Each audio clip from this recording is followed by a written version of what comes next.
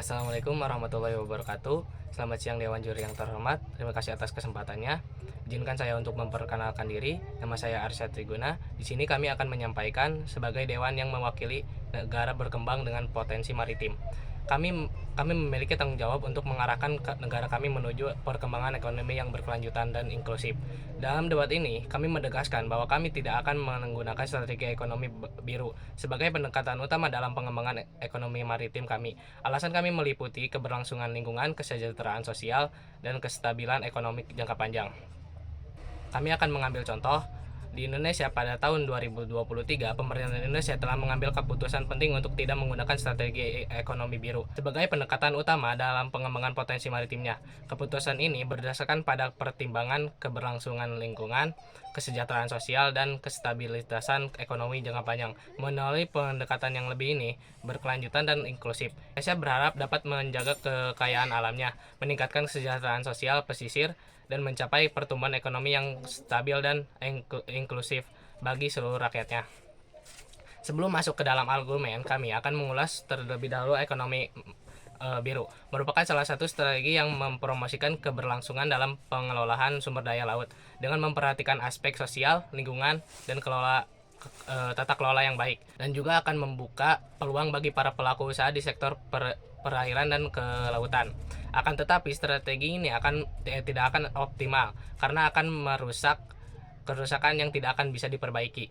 Pertama-tama, kami harus mengakui bahwa lautan merupakan aset berharga bagi kehidupan di bumi. Sebagai negara yang memiliki potensi maritim yang besar, kami memiliki tanggung jawab untuk menjaga ekosistem laut yang sehat.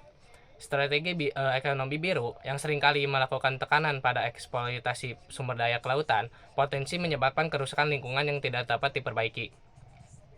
Penangkapan ikan berlebihan, integrasi terumbu karang, pencemaran lautan, mengganggu keberlangsungan matahari pencaharian masyarakat pulau, dan merusak ideologi pulau kecil. Oleh karena itu, kami percaya bahwa prioritas keberlangsungan lingkungan harus terjadi landasan setiap kebijakan pembangunan maritim. Selain itu, kami harus memperhatikan kesejahteraan sosial dan masyarakat pesisir dan nelayan tradisional. Sumber daya laut tidak hanya berfungsi sebagai sumber daya ekonomi, tapi juga sebagai sumber daya kehidupan dan identitas budaya bagi komunitas-komunitas ini. Terlalu sering, strategi ekonomi biru diimplementasikan tanpa memperhatikan kepentingan mereka, yang dapat mengakibatkan konflik sosial dan meningkatkan kesenjangan ekonomi. Kami yakin bahwa pengembangan maritim harus dilakukan dengan memperhatikan kesejahteraan sosial, dengan memberdayakan masyarakat pesisir melalui pendidikan, pelatihan, dan berpartisipasi dalam pengambilan keputusan. Terakhir, kami harus mempertimbangkan kestabilan ekonomi jangka panjang, terfokus pada pemanfaatan sumber daya laut dalam strategi ekonomi biru dapat mengakibatkan ketergantungan ekonomi yang tidak sehat terhadap sektor tersebut. Jika sumber daya tersebut menipis atau terganggu, dampaknya bisa sangat merugikan bagi perekonomian negara. Kami percaya bahwa diversifikasi ekonomi adalah kunci untuk menjaga kestabilan ekonomi jangka panjang. Kami akan mencari cara untuk mengembangkan sektor ekonomi lainnya yang berkelanjutan, seperti pariwisata berkelanjutan, industri kreatif, dan pertanian yang berkelanjutan. Kesimpulannya, sebagai dewan yang mewakili negara berkembang dengan potensi maritim, kami meneruskan bahwa tidak akan mengadopsi strategi ekonomi biru adalah pilihan yang bijak.